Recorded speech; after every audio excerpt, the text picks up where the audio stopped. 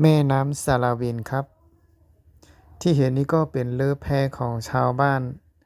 ผู้ที่รับจ้างขนของข้ามฟากครับผมขนจากฝั่งหนึ่งไปอีกฝั่งหนึ่งอะไรอย่างงี้ครับเป็นช่วงเวลาน้ำกำลังขึ้นครับน้ำก็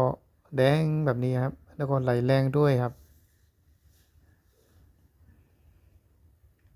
อันนี้เป็นแม่น้ำสาราวินครับผม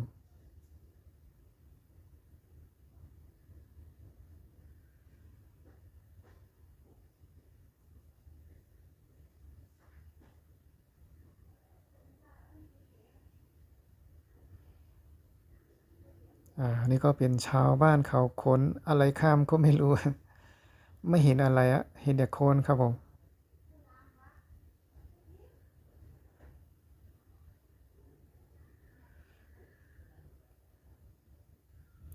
อันนี้ก็ขนเอารถเอารถจากฝั่งนี้ไปฝั่งนู้นนะรถเครื่องนะ